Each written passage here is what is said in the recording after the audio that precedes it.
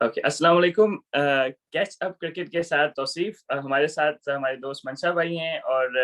Doctor Hafeez अमान हैं। मंशा भाई और डॉक्टर हफीज़ साहब दोनों कनाडा में और मैं न्यूज़ीलैंड में बैठा हूँ।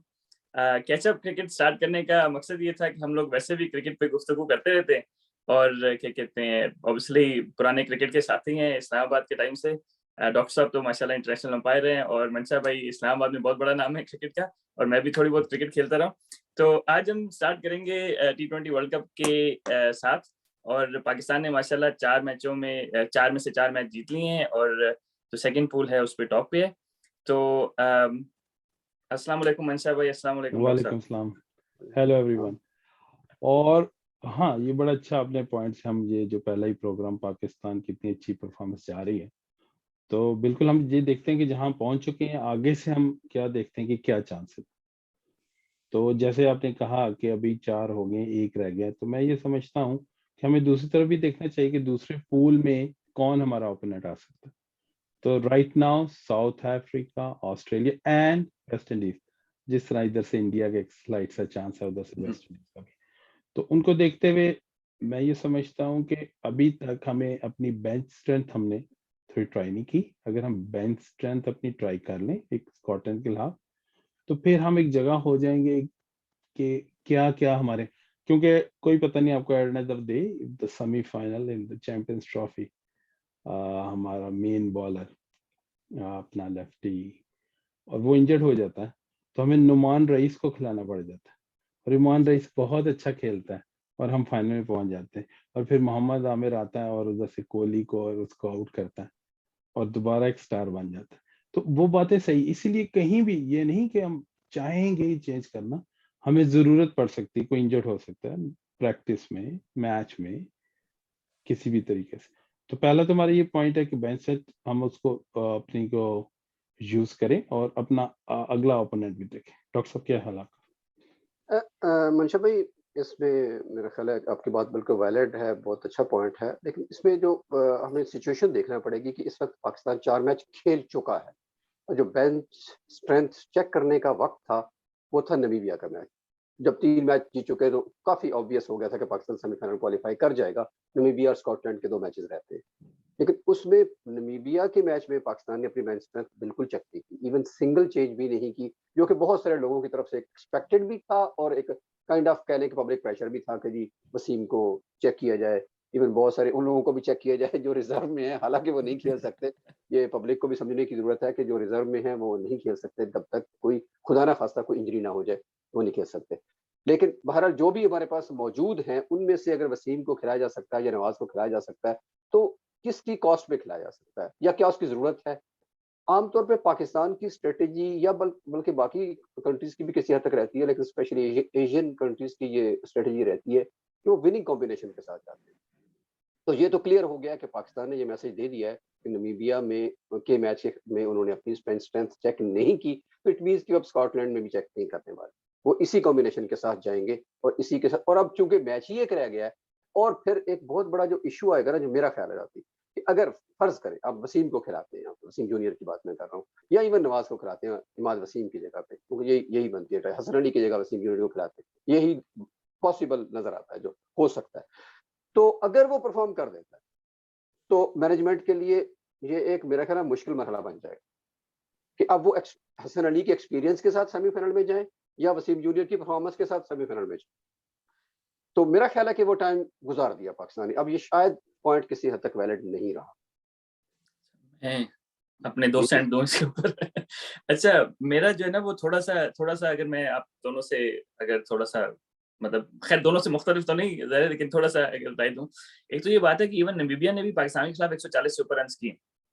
ठीक है? तो व्हिच मीन्स कि हमारी फास्ट बॉलिंग थोड़ी-सी ना there is a question mark. Secondly ये कि हसन अली क्योंकि 4-5 साल से खेल रहा है, तो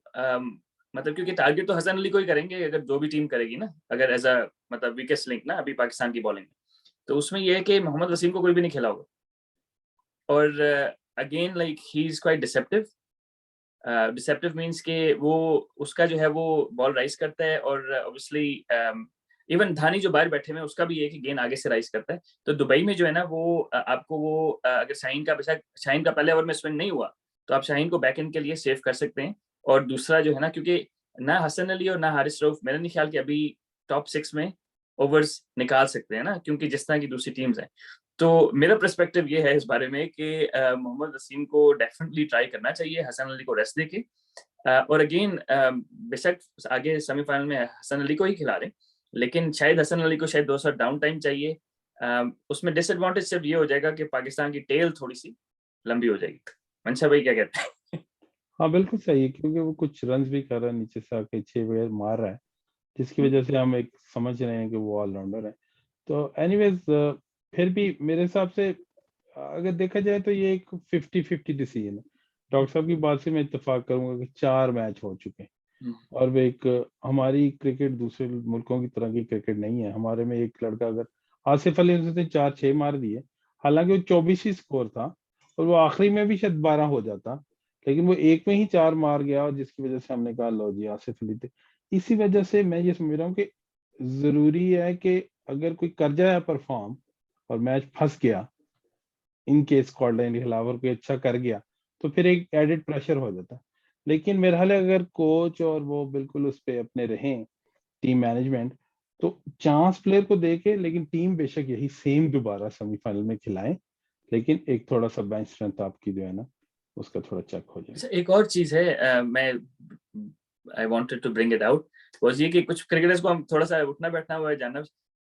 अक्सर डॉक्टर साहब ऐसा होता है कि हमारे खिलाड़ी थोड़ी बहुत इंजरी के साथ खेल रहे होते हैं, ठीक है, पूरा टूर्नामेंट बुरा चला जाता है, फिर टूर्नामेंट के बाद जाके कहीं कहते हैं यार मेरी एल्बो में ना मसला था, लेकिन डर ये होता है कि अगर मैंने रेस्ट किया तो कोई और जगह ना ले जाए। तो आई होप कि अभी जो है वो एनवायरनमेंट इस तरह का नहीं होगा। अगर हसन अली थोड़ा सा निगली है, क्योंकि लास्ट ईयर जिस तरह वो बॉल कर रहा था अभी उस तरह नहीं कर, तो हो सकता है कि थोड़ा सा वो निगली हो, कोई छोटा मोटा इश्यू हो और वो खेली पे खेली जा रहा हो क्योंकि उसे पता है कि मैंने रेस्ट किया, तो फिर तो आई होप कि दैट्स नॉट द केस। और लेकिन वैसे मैं हसन अली पिछले साल में जो मेरा ख्याल है उसने कोई जो पेस लूज की थी वो उसने रीगेन की, को 5 किलोमीटर उसने रीगेन की है, और उसके बाद जिस तरह का वो मैच विनर, इसमें कोई शक नहीं, बहुत मुश्किल है कि उस तरह का एक छोटे कद का और एक अच्छा बाउंसर करने का, स्किडी आगे पीछे स्लो हर चीज करने वाला, मतलब मुश्किल है उसको निकालना, और निकालना चाहिए भी नहीं। हम बेंच से ट्राई करना चाहते हैं, लेकिन हसन अली की बेशक परफॉर्मेंस कैसी भी है उसको हम खिलाना चाहते हैं। वही बात है ना, खैर रिपीट ही हो जाएगा पॉइंट, लेकिन बात है कि फिर जस्ट के लिए बेंच स्ट्रेंथ चेक करनी है तो फिर आप आगे बायलैटरल सीरीज में चेक कर लें। मेरा ख्याल है कि वो ये पॉइंट जगह नहीं रह गई अब। Totally agree, totally agree. Namibia से कर लेते ना हम, तो वहां हो जाती। मेरा ख्याल है कि ये वैलिड ही नहीं रह गया पॉइंट। अब स्कॉटलैंड के खिलाफ चेक करके वसीम से परफॉर्मेंस लेके तो मैनेजमेंट के लिए बहुत ही मुश्किल सूरत हो जाएगी। खुदा ना खास्ता, just put it in this way कि जी वसीम परफॉर्म करता है, अल्लाह करे जी स्कॉटलैंड के मैच में हम उसको खिला देते हैं, वो परफॉर्म कर जाता है, आगे मैनेजमेंट के लिए मुश्किल पेश आती है, वसीम को पाकिस्तान मैच खिला देता है सेमीफाइनल उस परफॉर्मेंस की बेस पे हसन अली को बाहर बिठा के, और खुदा ना खास्ता वहां परफॉर्म नहीं करता, वो 2 छक्के खा जाता है किसी ओवर में लेटली कहीं भी आके, तो सारा का सारा प्रेशर आज तक आपको और मुझे और सती भाई को या किसी भी पाकिस्तानी क्रिकेटर को सलीम जाफर भाई नहीं भूले होंगे। वो 16 रन ही थे, वो 16 से हारा है पाकिस्तान वर्ल्ड, वही 16 रन से हारा। 16 उसने स्टीव वॉ से खा लिया। कहीं वो मैं कहता हूँ सलीम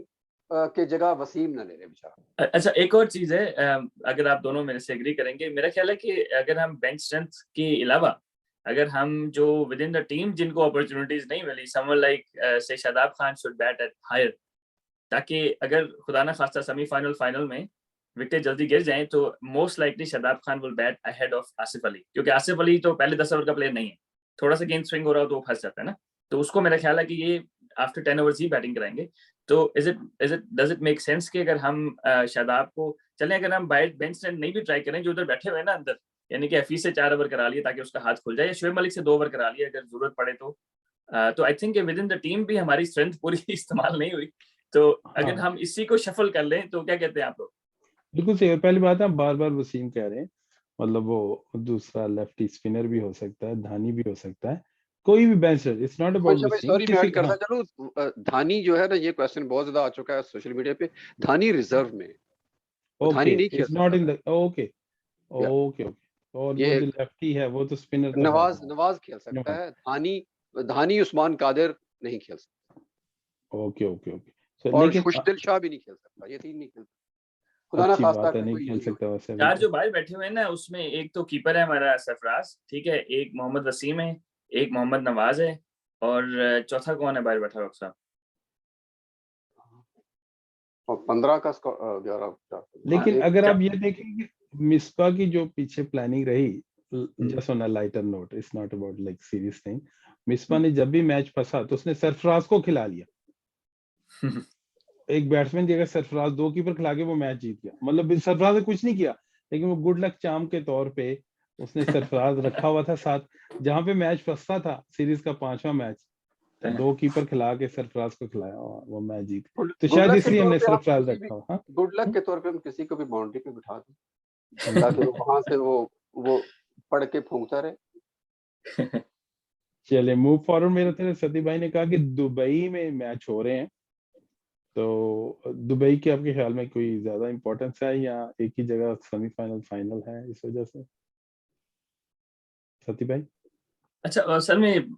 समटाइम्स इट्स गुड कि आप back to back matches same ground में खेलें ना, ताकि आपको जो है वो बाउंड्री साइजेस का, एंगल्स का और एक जनरल फील होती है ना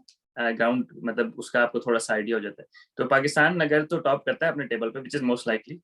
तो पाकिस्तान का जो मैच होगा वो दुबई में होगा ना, ठीक है, दूसरे पूल के सेकंड टीम से, और जो फाइनल है वो भी दुबई में। तो आई गेस कि अगर आपको दोनों मैचेस एक ही ग्राउंड में मिल जाते हैं, तो ज़्यादा के साइज ऑफ द बाउंड्री और एक जनरल जो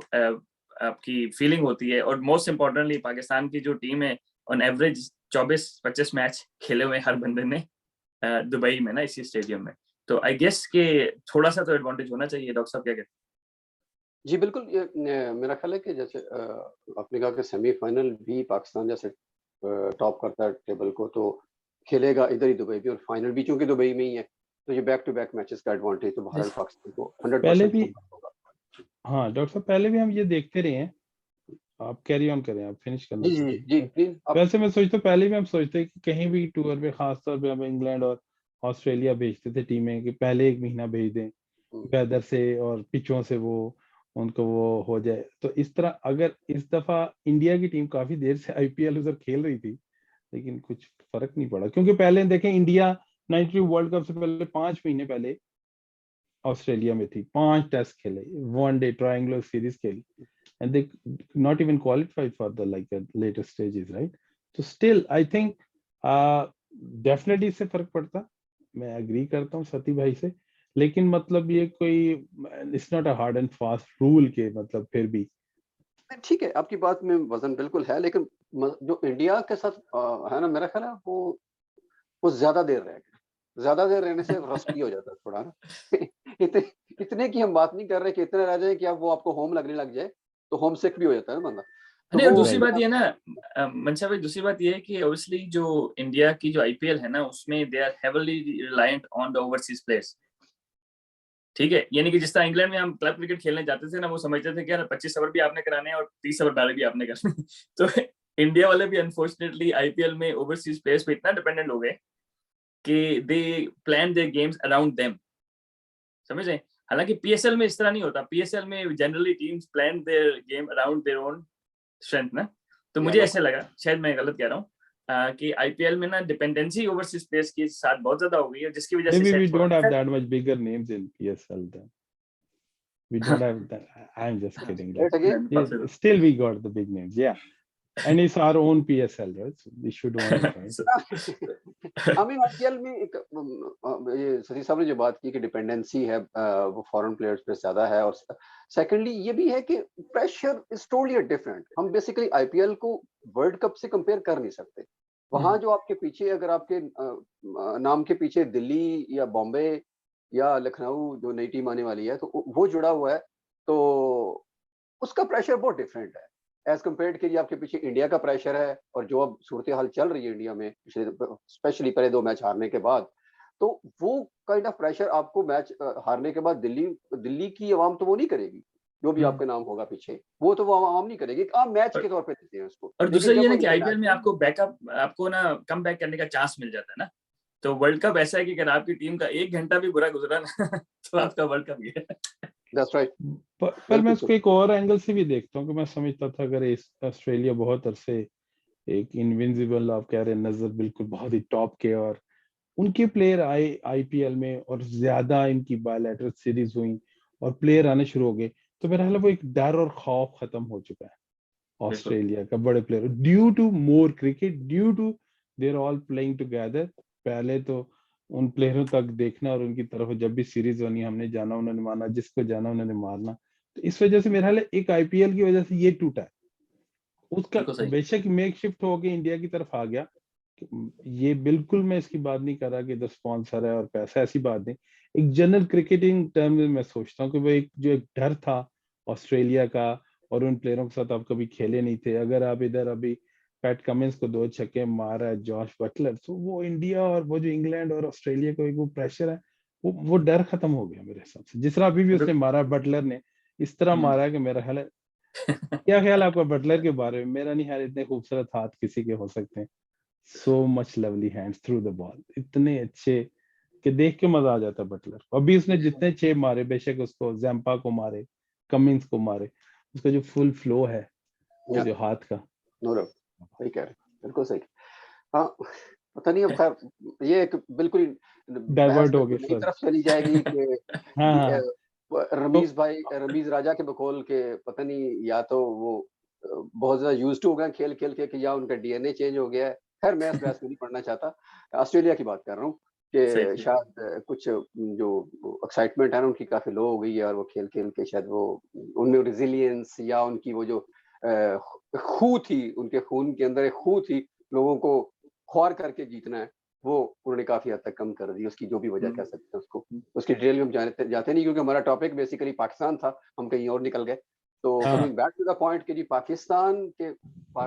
के सेमीफाइनल और फाइनल में आना, खेलना और जीतने के चांसेस क्या रहता है, ये मेरा ख्याल है। अब अगर मेरा मूव फॉरवर्ड करें तो हमारे ओपनर्स बहुत अच्छा खेल रहे हैं और आउट नहीं हो रहे हैं, तो इस पे अगर बात की जाए कि अगर क्या हमारे पास प्लान बी क्या है, कि अगर कोई 8 ओवर तो भी खेल गया, अगर नहीं खेलते तो क्या होगा? तो आई गेस कि एक तो आप देखें, अगर बाबर जल्दी आउट हो जाता है तो रिजवान शल में चला जाता है और कोशिश करता है कि जिस तरह हमारा पहले होता था ना, एक आउट होता था दूसरा खुद ही आउट हो जाता, तो रिजवान मतलब हमारा ये है कि अभी दूसरा ओपनर विकेट नहीं दे रहा ना खुद से, ठीक है। तो most likely I mean as I said कि दोनों काफी कंसिस्टेंट हैं, तो अगर खुदा न खास्ता दोनों जल्दी आउट हो जाते हैं, अच्छा बॉल पड़ जाता है, मेरा नहीं ख्याल कि वो अनफोर्स एरर से पहला तो आउट हो सकता है, दूसरा नहीं आउट होगा ओपनर, क्योंकि then they back up each other. तो उसमें ये है कि हमें अगर फॉर एग्जांपल जिस तरह शादाब को ऊपर, क्योंकि वो बारी कर सकता है ना, मतलब ये इतना बुरा बैट्समैन नहीं है। अगर हम नंबर 3 पे तो फखर जमान ही है, तो फिर ये है कि मलिक और उसके दरमियान में ना, अगर आप शादाब को सैंडविच कर लेते हैं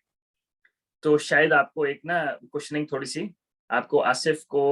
और हफीज को थोड़ी सी कुशनिंग मिल जाएगी, क्योंकि मेरा ख्याल है कि जल्दी विकेट गिरती है और हफीज आ जाता है ऊपर, तो थोड़ा सा ये है कि जिस तरह मंशा भाई पहले कह रहे थे कि यार उसने तो मारना ही मारना, स्पिनर आ गया तो उसने तो नहीं रुकना ना, तो विच इज गुड। बट अगर आपके 2-3 विकेट जल्दी गिरे हुए हैं तो मे बी इट्स बेटर के हफीज को आप 8वें-10वें ओवर तक लाएं, ताकि वो जल्दी मारते हुए आउट भी हो तो हमारे पास थोड़ा सा टाइम, मतलब ओवर थोड़े से बचे हो, ज्यादा ना बचे। तो डॉक्टर साहब आप क्या कहते हैं? खैर मैं वैसे इत्तेफाक है कि मैं इस बात से इत्तेफाक नहीं खुली नहीं करता, वो इसलिए कि देखिए जब आपके पास फुल फ्लेज बैट्समैन अपने खिलाड़ी इसीलिए हैं, और मोस्ट लाइकली कि ये सारा आवाम का भी ये ख्याल है कि ये इनके लिए आखिरी मौका है दोनों एक्सपीरियंस्ड बैट्समैन के लिए, तो वो फुल फ्लेज बैट्समैन के तौर पे खेल रहे हैं, तो उन्हीं को आना चाहिए अपनी जगह। डजेंट मैटर कि अगर रिजवान और बाबर फर्ज करें दोनों ही आउट हो जाते हैं, क्रिकेट तो कुछ भी हो सकता है, तो अगर वो आउट हो जाते हैं दोनों, तो हफीज को ही अपनी जगह पे आना चाहिए, क्योंकि अगर आप हम रिसेंट पास में या थोड़ा मजीद पास में भी जाएं तो हफीज ओपन भी करते रहे, तो ऐसा प्रॉब्लम नहीं है कि उनको ऊपर खेलने में कोई इशू होना चाहिए। और वो जो रिस्पॉन्सिबिलिटी ले सकते हैं, जो रिस्पॉन्सिबिलिटी उन पर डाली जा सकती है, वो हम शादाब पे नहीं डाल सकते। और खामखा का अगर वहां पे शादाब आउट हो जाता है तो एक खामखा का हमारे पे एडिड प्रेशर हो जाएगा कि जी एक विकेट एक्स्ट्रा खामखा जाया किया। अगर मैं सती भाई के पॉइंट को देखूं कि जो आजकल मॉडर्न क्रिकेट में हो रहा है कि रोल्स चेंज हो रहे हैं और शादाब ऊपर भी आना चाहिए और आ सकता है और बीच में सैंडविच करके हम प्रोलॉन्ग कर सकते हैं, मैं एग्री करता हूँ। मॉडर्न क्रिकेट में थोड़ा सा जिस तरह उस दिन हमने भेजा अपने लेफ्टी को, इमाद वसीम को, बट डिफाइंड रोल नहीं था। if he is going to play reverse sweep to a fast bowler going in there, you मतलब आप अंदर हिट मारने गए हैं and you are still like taking few singles and then you're trying to मतलब reverse sweep, तो मेरा हाल role थोड़ा सा डिफाइंड नहीं था उसको। सही था, उन्होंने लेफ्ट राइट किया, अच्छा किया उसको भेजा, लेकिन उधर शादाब भी आ सकता था। मैं सती भाई से एग्री करता हूँ, और मेरे हिसाब से वो ज्यादा उसकी टेक्निक्स की ओर है शादाब की, comparing to all other like जो नीचे बैट्समैन है, और बहुत अच्छा मेरा ख्याल है वो मतलब ऊपर ज्यादा भी ऊपर खेल सकता, नया बॉल भी थोड़ा खेल सकता। मेरा ख्याल है उसकी थोड़ी टेक्निक ज्यादा थोड़ी सिक्योर है, लेकिन ड्यू टू बिल्कुल आप बात सही करें कि नंबर चेंज करने के मैं भी नहीं इतना उसके हक में, इवन के बड़े प्लेयर नाराज भी हो जाते हैं अगर उनको चौथे से पांचवें भेज दो कि मुझे नीचे भेज दिया मेरे से, तो वो मेरा नंबर ही नहीं था, राइट। उमर अकबल कितनी देर लड़ता रहा, उसने इमरान खान से भी गिला किया इंडिया में कि मुझे नंबर चेंज कर दिया, राइट। सो इट्स, और मेरा ख्याल तो यूएसए के वो होने वाले अच्छे क्रिकेटर बनने वाले, तो मतलब वो जितनी बातें वो बिल्कुल सही है कि ये दोनों ही काम हो सकते हैं, लेकिन ड्यू टू मतलब जब साउथ अफ्रीका ने इनोवेशन लाई ना, बॉब वुल्मर ने, वो हैंसी क्रोनी ऊपर प्लेयर नीचे प्लेयर, उसको बारी करा दी, इसको बारी करा दी, तो इसी तरह अब वो कुछ चाहिए आपको इनोवेशन। आप अगर वो सेट पैटर्न के साथ जाएं तो मतलब ये नहीं मैं कह रहा गलत है, लेकिन इनोवेशन थोड़ी होनी चाहिए। अच्छा, एक थोड़ी सी बात ऐड करता हूँ, न्यूजीलैंड का जो डैरल मिचेल ओपन कर रहा है ना, उसने कभी किसी लेवल पे T20 में ओपन नहीं, ठीक है। उन्होंने ये देखा कि वो क्या कहते हैं लेट पावर जनरेट करता है, ऊपर से मारता है। डेविन कॉनवे जो है दूसरा ओपनर, वो पिछले साल से बड़ा सक्सेसफुल रहा है, हर फॉर्मेट में सक्सेसफुल रहा है ना, लेकिन उन्होंने उसको जो है वो क्या कहते हैं नीचे कर दिया। और डैरल मिचेल जिसने कभी ओपन ही नहीं की, लेकिन वो पंट जो था उनका वो it just paid of against India, बहुत अच्छा कि खेला। उन्होंने कहा कि वो ऊपर से खेल लेगा और फिर जो है ना वो हम नीचे से मतलब नीचे से लंबी बारी कर लेंगे। तो अब it's a calculated risk, like जिस तरह दीपक पटेल से 92 के वर्ल्ड कप में उन्होंने नया गेम निकाल लिया था आउट ऑफ द ब्लू। तो खैर वो जस्ट ऑफ द टॉपिक, लेकिन आई एम जस्ट सेइंग कि as long as it's a calculated risk, T20 में जो है ना वो लोग करते हैं ना इस तरह। और नहीं वो बहुत अच्छा खेला, जब बॉल उसको आगे मिली पीछे मिली, थोड़ी सी छोटी बॉल मिली, बहुत अच्छा खेला। और मूव फॉरवर्ड थोड़ा सा करते हैं, और फिर आप स्पिन बॉलिंग की ऑप्शन की कुछ पॉइंट है सती भाई का, तो वो क्या आप समझते हैं कि हम अंदर ही हमारे पास अगर को बहुत स्क्वायर टर्नर आ गया या बहुत ही ग्रिप करना बॉल शुरू हो गई, तो आप समझते हैं कि हम मलिक को भी गेंद करा सकते हैं, हफीज मलिक। और हाँ मेरा बिल्कुल यही सबसे जो बार बार बात हो रही है ना, पहले हम भी कर रहे थे या इधर हर जगह पे चैनल्स पे हो रही है बात, कि हम उनको उसको क्यों नहीं खिलाते जी, वसीम को नवाज को आवाज देना चाहिए। हमारे टीम के अंदर ऑलरेडी इतनी स्ट्रेंथ मौजूद है, 7 बॉलर। जमामुल हक ने भी कुछ अर्सा पहले यही बात की थी कि हमारे अंदर 6 से 7 बॉलर हमारे पास मौजूद है, तो हम बाहर वाली बेंच को स्ट्रेंथ को देखने की जरूरत ही नहीं है, शफल कर सकते हैं उनको आराम से। अगर हसन अली वीकर लिंक इस वक्त हमें वही नजर आ रहा है ना बार बार, हसन अली अगर नहीं भी ओवर कर पा रहे, एक ओवर किया नहीं अच्छा गया या 2 ओवर किए, तो 2 ओवर आराम से मलिक निकाल सकता है, उसकी जगह पे हफीज निकाल सकता है, माद है। तो 4 तो स्पिनर हमारे पास मौजूद हैं और चारों डिफरेंट हैं। सबसे अच्छी बात यह है कि वो एक ही टाइप के नहीं, एक लेगी है तो एक लेफ्टी है तो एक ऑर्थोडॉक्स है, तो वो हम उसको बड़ी आराम से शफल कर सकते हैं, एडजस्ट कर। वसीम को भी आपने स्पिनर के उसमें लिया, वो डिफरेंट कैटेगरी में मैंने लिया उसको। Just in a lighter note, slow bowler, left arm slow, left arm slow, that's right, sir this is a new left arm slow category, left arm slow, not spinning the ball. Under नहीं, सेटनर भी almost यही करता है लेकिन वो अच्छा वो test पे चले फ्लाइट देता है। अच्छा, इसी बात को मैं क्या कहते हैं जो आपने बात की ना कि 4 स्पिनर्स वाली, इस बात को मैं थोड़ा सा डिफरेंट पर्सपेक्टिव से अगर देखूं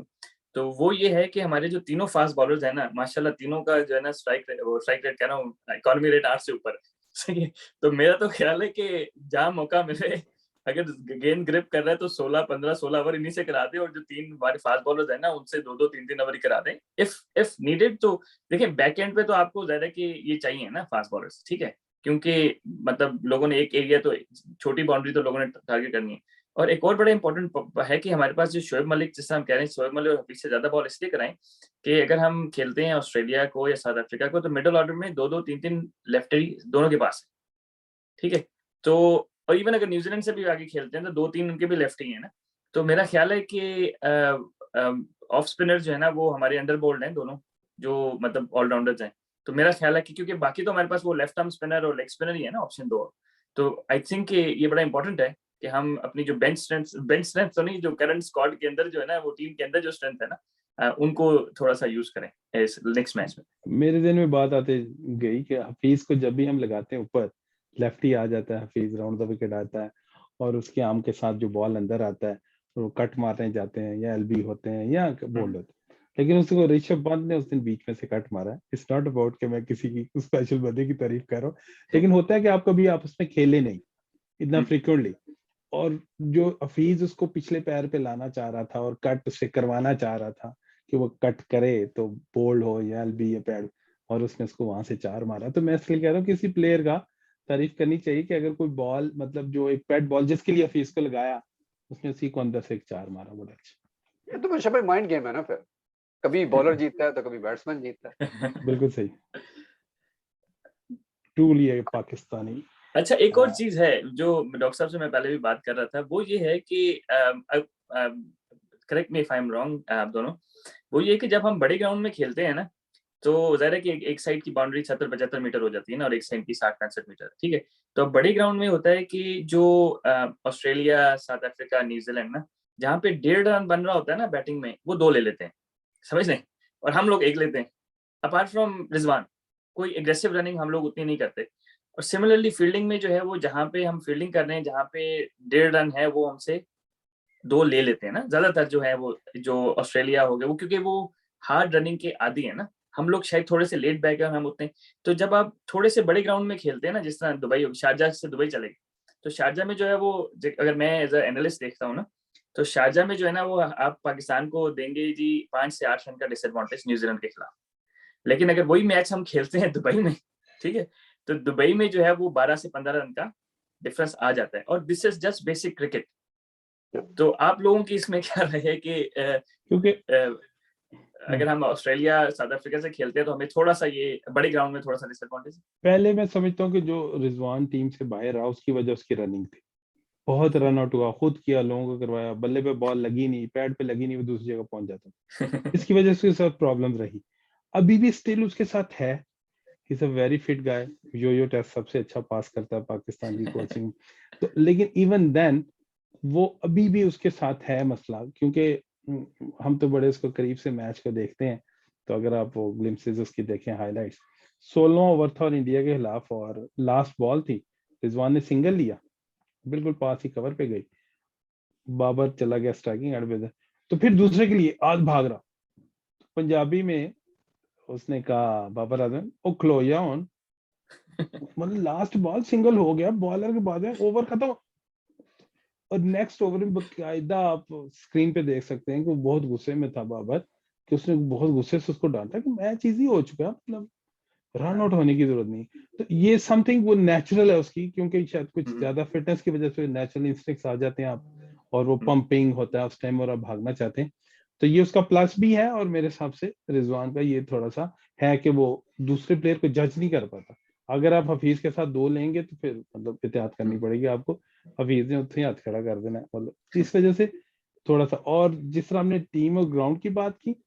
न्यूजीलैंड के ग्राउंड आप सबसे बेहतर समझते हैं, ऑकलैंड का क्या शेप है और दूसरों की क्या शेप है, और स्लो विकेट्स हैं और रनिंग की जरूरत है, और इसी तरह मेरा ख्याल अच्छी टीम के खिलाफ खेल रहे हैं। अगर 140 आप चेस कर रहे हैं तो समझें कि साउथ अफ्रीका 160 चेस कर रहे हैं, 20 रन तो वो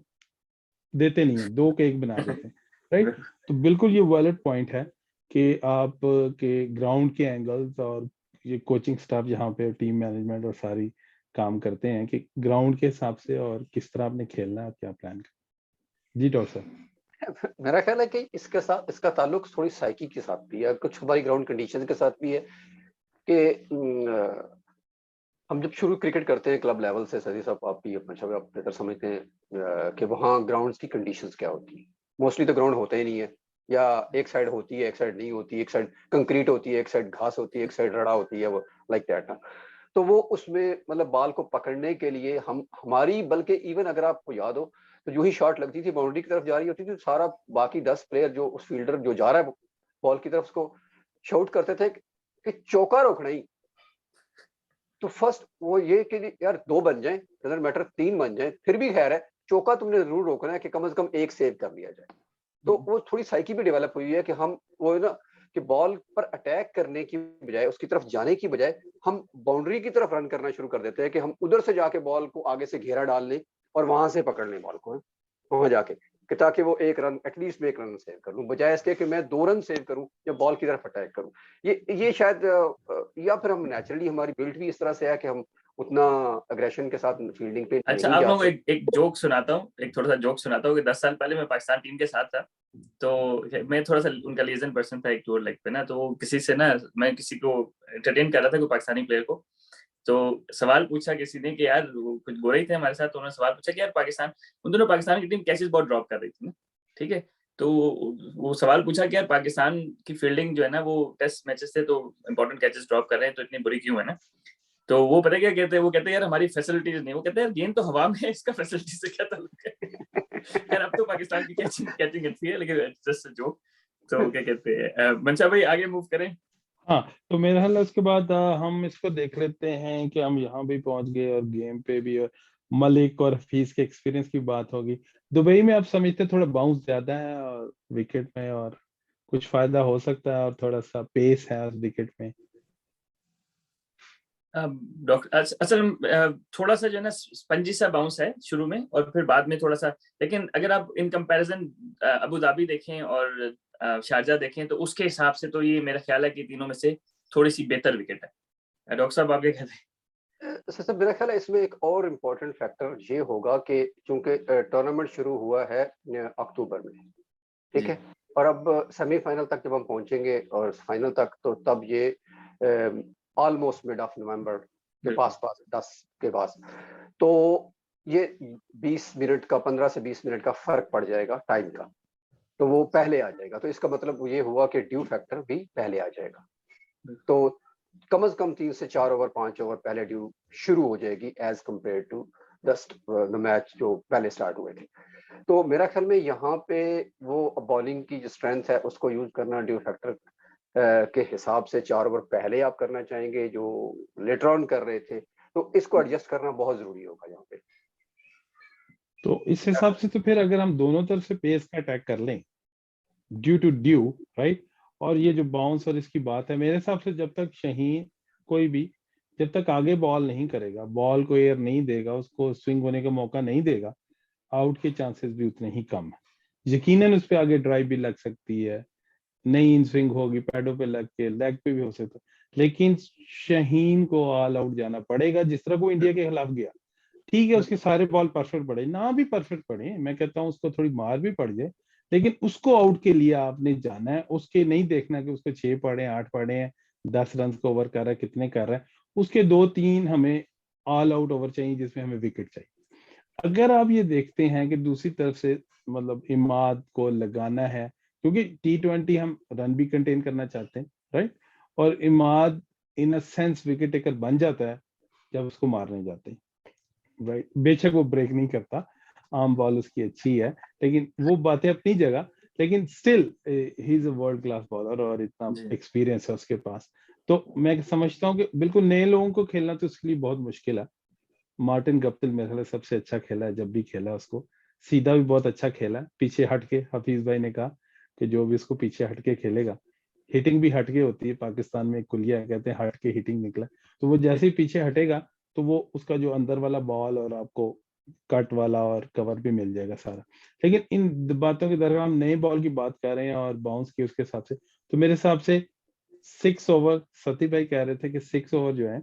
उसके बाद क्या करना है अगर ड्यू पड़ जाती, तो मेरे हिसाब से पहले 6 ओवर फास्ट बॉलर के साथ हमें यूटिलाइज करना चाहिए। अच्छा, मैं थोड़ा सा मंशा भाई से डिसएग्री करूंगा। ऑलवेज मंशा भाई माजरत के साथ। ऑलवेज अच्छा, अब ये है कि अगर आप देखें ना कि ड्यू के साथ ज्यादा स्ट्रगल कौन करता है, तो ड्यू के साथ जो है ना ज्यादा स्ट्रगल करते हैं स्पिन बॉलर्स। फास्ट बॉलर्स भी करते हैं, लेकिन स्पिन बॉलर्स और ज्यादा स्ट्रगल करते हैं, क्योंकि ग्रिप नहीं कर सकते ना उस तरह। मतलब इमाद वसीम का तो कोई मसला नहीं है, उससे आप कोई भी ओवर करा लें, गीला हो नहीं हो, वो तो एक तरह से करेगा। लेकिन अगर फॉर एग्जांपल हमारा शादाब है फॉर एग्जांपल, क्योंकि I think out of the spin bowlers Shadab is our X factor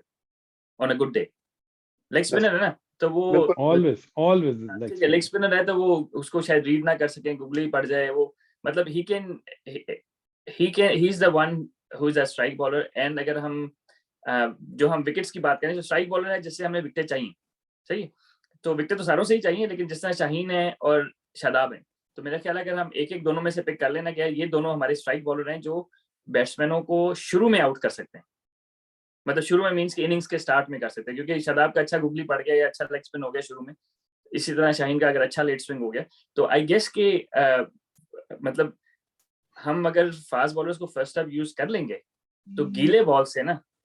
क्या कहते हैं, जो हमारा हफीज है, फिर हमारी ये कि हमें तीनों फास्ट बॉलर को 12 ओवर कराने पड़ेंगे और फिर स्पिनर्स मिला के 8 ओवर करना है ना, फिर ये शायद थोड़ा सा वो होगा। बाकी क्या कहते हैं, आई थिंक के फास्ट बॉलर से फिर शाहीन से ऊपर 2-3 ओवर करा लें, और क्या कहते हैं हफीज प्रॉब्ली अगर लेफ्टी ओपनर्स हैं तो हफीज को ट्राई कर लें, एक आध ओवर चल गया तो 2 ओवर करा लें, और इमाद वसीम से करा लें मेरे ख्याल है। लेकिन ये हम मेरे ख्याल हम सारे जिस नोट पे, ये प्लान बी पे हम आ रहे हैं, प्लान तो जो चल रहा है, जैसे हफीज भाई ने कहा कॉम्बिनेशन, एक जो सिस्टम चल रहा है, हमाद कर रहा है, ड्यू नहीं है, मेरा ख्याल है अभी तो वो ऐसा कोई एक्शन नहीं करेंगे, या मार नहीं पड़ी तो क्या, लेकिन अगर प्रोएक्टिव,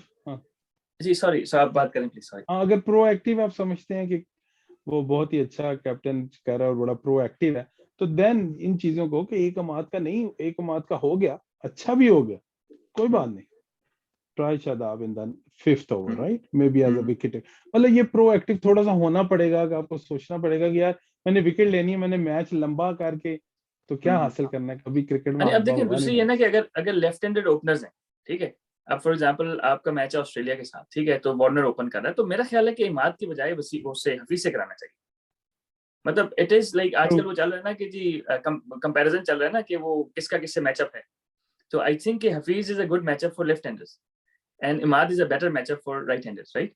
तो आई डोंट नो आप लोग किस तरह देखते हैं, लेकिन मेरा ख्याल है कि हफीज से अगर तो इमाद की जगह हफीज दोनों से ही करा लें पहले 6 में, लेकिन अगर लेफ्टी जिस तरह वार्नर वगैरह है, तो वो मेरा ख्याल है is more likely to get stuck with Hafeez than Imad, मेरे हिसाब से। और जो आजकल वार्नर की फॉर्म है, वो तो जितनी बैड लक चल रही है, हिट विकेट भी हो सकता है, जितना बुरा उसके साथ हो रहा है, हर किस्म का आउट हो चुका है वो, हर किस्म का वो तो बड़ी बैड लक उसकी, क्योंकि हफीज का तो नया बॉल, वो एक तो वो आम बॉल करता है, और वो नया बॉल ग्रिप भी नहीं होता, वो पड़ के और सीधा रहता है, तो यकीनन जब भी उसको लाए हम लेफ्टी की वजह से लाए।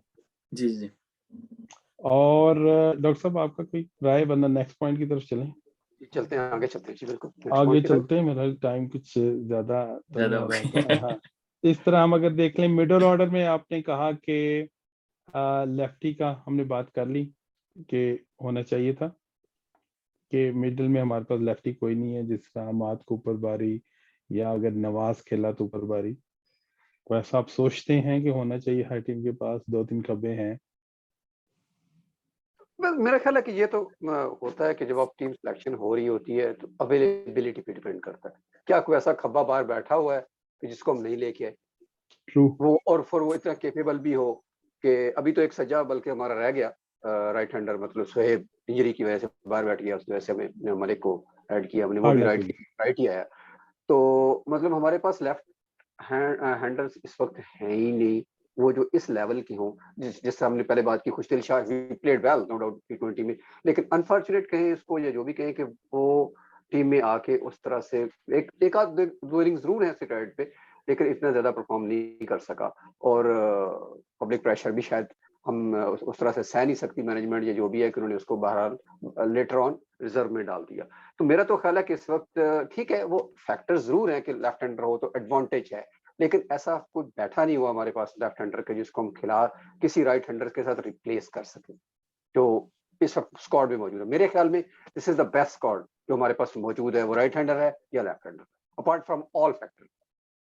फिर कॉलन जिसको थोड़ा सा मैं अगर अपनी मैं राय दूं, तो आई एग्री विद डॉक्टर साहब कि आपको बेस्ट टीम खिलानी है राइट और लेफ्ट का, तो फिर मसला नहीं, बस मैं ये कि जैसे हम कह रहे थे कि 10 मीटर का फर्क आ जाता है ना एक साइड से दूसरी साइड की बाउंड्री में, तो उसमें ये होता है कि जब आप 60 मीटर की बाउंड्री पे छक्का या चौका मारने जा रहे होते हैं तो element of risk is better less, right, और जब आप 70-75 मारने जा रहे होते हैं तो आपको फिर पूरा शॉट खेलना है। तो अगर हम चेस कर रहे हैं ना फॉर एग्जांपल, और इफ यू आर चेजिंग 7 और 8 and over for example, right, तो आप कहीं से भी बॉल कंज्यूम कर लेना, तो उसमें ये होता है कि आपका लेफ्ट और राइट एक साइड पे हो ना, तो आप खब्बे से कहते हैं यार ये छोटी बाउंड्री है, इधर तुम जाओ, ये बड़ी बाउंड्री है। तो अब आजकल तो ये है ना कि बॉलर अपनी फील्ड के हिसाब से बॉल कर रहा होता है, लेकिन जहां पे उसने एग्जीक्यूट नहीं किया तो अगर छोटी बाउंड्री है तो छक्का लग जाएगा, सही है, और बड़ी बाउंड्री है तो हो सकता है कि कुछ भी ना हो। तो आई थिंक उस सेंस में ना, जैसे न्यूजीलैंड ने जो शफल की है ना, अपनी बैटिंग ऑर्डर भी इसी तरह शफल की है, लेकिन उनके पास राइट एंड लेफ्ट मौजूद थे ना, तो इत्तेफाक से हमारे पास बाहर तो कोई लेफ्ट हैंड बैट्समैन नहीं बैठा हुआ, मतलब वो नवाज ही है जो ऑलराउंडर है ना। तो आई गेस के प्लान बी उनके पास कोई होना, अगर 10 रन चेस करने हैं ना डॉक्टर साहब, तो फिर बड़ी बाउंड्री एक साइड पे होगी, एक साइड पे छोटी बाउंड्री होगी, ठीक है। तो इट वुड मेक सेंस कि यार आप उसको क्या इमाद वसीम को ही बेशक थोड़ा सा ऊपर भेज दें, ताकि वो जिस तरह न्यूजीलैंड के साथ उन्होंने करने की कोशिश की ना कि रन रेट थोड़ा सा ज्यादा हो गया था, क्योंकि वो फिर एक साइड की राइट हैंडर तो फिर बड़ी बाउंड्री पे कोशिश करेगा कि नहीं मारे ना, तो फिर होता है कि आप एंड स्वैप करके लेफ्ट हैंडर से एक साइड से हिट कराएं, राइट हैंडर से दूसरे से। तो मेरा ख्याल है आज की अच्छी हमारी गपशप हो गई और अपने राय दे दी। मेरा ख्याल है नेक्स्ट मैच के लिए थोड़ी सी, just to make it little interesting, एक थोड़ी थोड़ी प्रेडिक्शन कर लेते हैं कि आप क्या समझते हैं कि स्कॉटलैंड के खिलाफ बेंच साइड डॉक्टर साहब समझते हैं कि ट्राई नहीं करनी चाहिए, इट्स टू लेट, यस और no doctor? I agree agree. हाँ, मैं नमीबिया से समझता हूँ कि मैं स्टिल पहले कर चुका हूँ एक्सप्लेन इसको कि मैं इससे पहले जरूर हक में था कि 2 मैचेस वो खेले, नमीबिया और स्कॉटलैंड वाला, तो देन वो अगर मेक करता है तो उसको आप सेमीफाइनल खिला दें। और नो डाउट के सतीश साहब की बात अभी मतलब है कि आप वसीम को एक्स फैक्टर के तौर पर वसीम यूनिट को खिला देते हैं कि जी वो उसकी रिस्ट के पीछे से बॉल आता है तो वो नजर नहीं आता, टेक्निकलिटीज आप लोग जानते हैं। मैं तो हम अंपायरिंग निकल के साथ बात खेल रहे कर सकता हूँ, आई डोंट नो कि रिस्ट बाहर जाए या अंदर जाए, बॉल किधर गिरता है, आई डोंट नो। मैं तो सिर्फ उस पॉइंट से देखता हूँ जो स्टंप्स के पीछे अंपायर खड़ा होकर देखता है, तो वो एक डिफरेंट एंगल है। मैं सिर्फ ये बात लेकिन करना आउट चाहता एम्पायर ही हूँ देता है, इसलिए आपका ज्यादा डिसीजन जो मैं नहीं, एक्चुअली वो बिल्कुल बात सही है, लेकिन आप कह रहे नहीं, मैं कहता हूँ स्टिल कुछ ट्राई करना चाहिए। सच्ची साहब आप? अच्छा देखिए, आप कल जो है ना वो न्यूजीलैंड के खिलाफ स्कॉटलैंड ने 155 किया चेस करते हुए, सही है, तो उनकी जो है ना वो बैटिंग इतनी बुरी नहीं है, सही है, क्योंकि स्कॉटलैंड में ये उन्होंने बोल्ट को भी पिटाई की है, उन्होंने उनके सऊदी को भी मारा है। तो आई गेस के जनरली मेरे जो, अगर if I go by my instinct, I would rest one of the fast bowlers just in case if someone is carrying a niggle और ही कीप्स ऑन प्लेइंग। अगर 100% फिट है सारे 100% और कोई मसला नहीं है, तो फिर मेरे ख्याल चेंज करना चाहिए, लेकिन ये जरूर है कि आप शदाब को थोड़ी ऊपर बारी करा दें और फिर आप हफीज और मलिक से थोड़े से ओवर ज्यादा करा। मंशा भाई आपने तो बताया नहीं। हाँ, मैं चाह रहा हूँ कि अमाद की जगह लेफ्ट आर्म स्पिनर अपना क्या नाम है, नवाज, हाँ, नवाज को खिलाएं, और एक फास्ट बॉलर की जगह दूसरा पर 2 चेंजेस चाहता हूँ। और पहले तो इन्होंने ट्राई कर लिया, बैटिंग कर ली पहले, स्टिल आप फील करते हैं, मैं स्टिल फील करता हूँ कि इनको टॉस जीत के एक दफा फिर बारी करनी चाहिए, अपने आप को मजबूत दोबारा एक दफा चेक करना चाहिए। अच्छा डे मैच है या नाइट मैच है? I don't know whether night match, night, हाँ फिर तो बैटिंग पाकिस्तान सेकंड का कोई करके मैच दोबारा भी डे में नहीं है, सारे नाइट में। दोबारा एक दफा अपने आप को ट्राई करना चाहिए। चले ओके, सही। तो होपफुली पाकिस्तान फिर जीते इस गुड नोट पे। तो चलिए स्कॉटलैंड के मैच के बाद एक और वीडियो बनाएं फिर हजार, इंशाल्लाह सर, आमीन। Okay thank you everybody, thank you so much, thank you everybody, thank you इंशाल्लाह एक और एपिसोड के साथ हाजिर होंगे। इंशाल्लाह। अस्सलाम वालेकुम।